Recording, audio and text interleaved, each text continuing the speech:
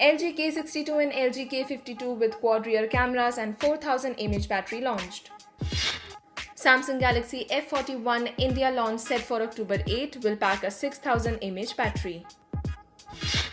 Facebook and Twitter arbitrarily censoring nationalistic content, says BJP member Tejasvi Surya. Zack Snyder's Justice League reshoot set for October, says report. WhatsApp brings a catalog shortcut new call button to business chats in latest beta on Android. Google Fitbit deal probe extended by EU regulators to December 23rd. LG K62 and LG K52 have been launched as the two latest K-series phones. Both new LG phones come with a pattern that is touted to resist fingerprints. The LG K62 and LG K52 both also come with a full vision display that features a hole punch design and include LG 3D sound engine. LG has also provided quad rear cameras on the new smartphones along with a 48-megapixel primary sensor. Further, the LG K62 and LG K52 both come preloaded with features including flash jump cut and AI cam to deliver distinct photography experience. The phones also come with an MIL STD 810G compliant build. LG K52 will offer white, blue and red shades. Pricing details of both phones will be available at a later stage. Samsung Galaxy F41 will launch in India on October 8. The phone is going to be the first in Samsung's newly announced F series. A dedicated Flipkart teaser page for the phone shows the Galaxy F41 will feature a massive 6000 mAh battery and a Super AMOLED display, and also mentions a couple other details.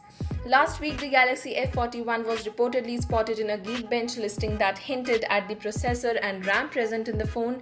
Additionally, the schematics of the first F-series phone not known to be the Galaxy F41 were also leaked recently.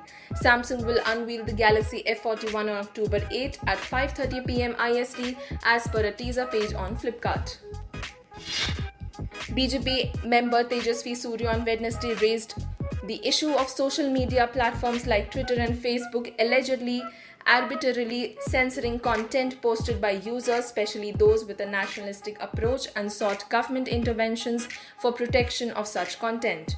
Raising the issue during 0 hour in Lok Sabha, Surya said, "For a long time there have been many credible allegations made against Twitter, Facebook and their affiliates of arbitrary and unilateral regulations and censoring of content posted by third-party users, especially those with a nationalistic approach. This poses a significant constitutional challenge not only on the grounds of unreasonable restrictions of free speech, but also amounts to illegal interference during elections," he said. Zack Snyder will film new scenes for his Justice League director's cut after all.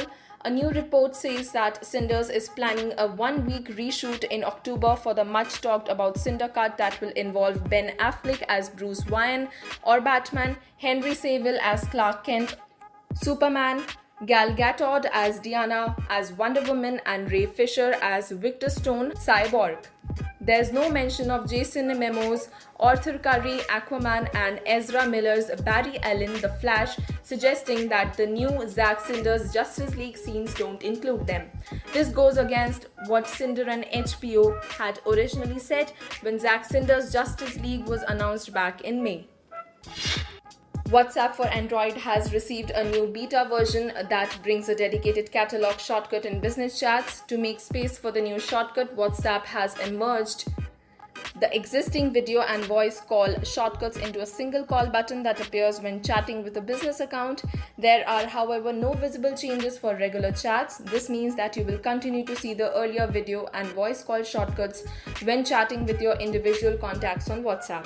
As reported by WhatsApp feature tracker Wabita Info, WhatsApp version 2.20.201.4 beta for Android brings the new unified call button to give room for the catalog shortcut. The new call button, once tapped, brings a pop-up menu that lets you choose whether to make a voice or video call. European Union (EU) antitrust regulators have extended their investigations into Alphabet Unit, Google's fitness tracker maker Fitbit to December 23rd, the European Commission said on Wednesday. The EU competition enforcer last month kicked off a full-scale probe into the deal, saying Google's pledge not to use Fitbit's data for advertising purposes was insufficient to address competition concerns. The Commission extended the deadline in agreement with the parties, the EU executive said in an email. Google has said the combination of its and Fitbit's hardware would boost competition in the sector, where players like Apple, Samsung, Xiaomi, and Huawei and others